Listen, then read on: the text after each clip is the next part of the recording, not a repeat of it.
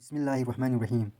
قانون کی کلاس میں استاد نے ایک طالب علم کو کھڑا کر کے اس کا نام پوچھا اور بغیر کسی وجہ کے اسے کلاس سے نکل جانے کا کہہ دیا۔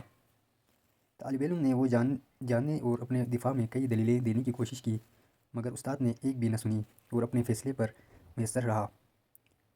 طالب علم شکست دلی سے اور غمزدہ باہر تو نکل گیا، مگر وہ اپنے ساتھ ہونے والی زیادتی کو ظلم جیسا سمجھ رہا تھا۔ حیرت باقی طلباء پر تھی، جو سر جھکائے اور خاموش بیٹھے تھے۔ لیکچر دینے کا آغاز کرتے ہوئے استاد نے طلباء سے پوچھا، قانون کیوں وضع کیے جاتے ہیں؟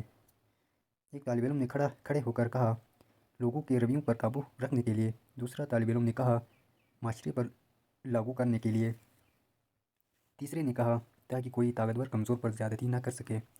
استاد نے ایک جوابات سننے کے بعد کہا، یہ سب جوابات ٹھیک تو ہیں، مگر کافی نہیں ہیں۔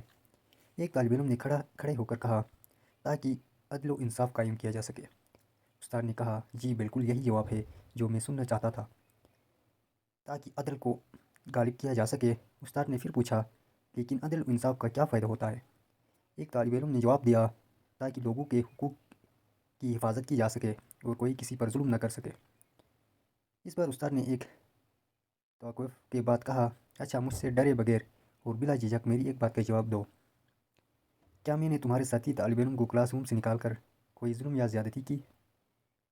سارے طلباء نے بیک زبان جواب دیا، جی ہاں سر، آپ نے زیادتی کی ہے۔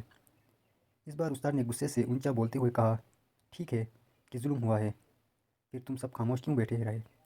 کیا فائدہ ایسے قوانین کا جن کے دفاع کے لیے کسی کے اندر ہمت اور جرأت ہی نہ ہو؟ جب تمہارے ساتھی طالب علم کے ساتھ زیادتی ہو رہی تھی اور تم اس پر خاموش بیٹھے تھے، اس کا بس ایک ہی مطلب تھا کہ تم اپنی انسانیت کھو بیٹھے تھے۔ اور یاد رکھو، جب انسانیت گرتی ہے تو اس کا کوئی بھی نعم دلال نہیں ہوا کرتا۔ اس کے ساتھ ہی استاد نے کمرے سے باہر کھڑے ہوئے طالب علم کو واپس اندر بلایا۔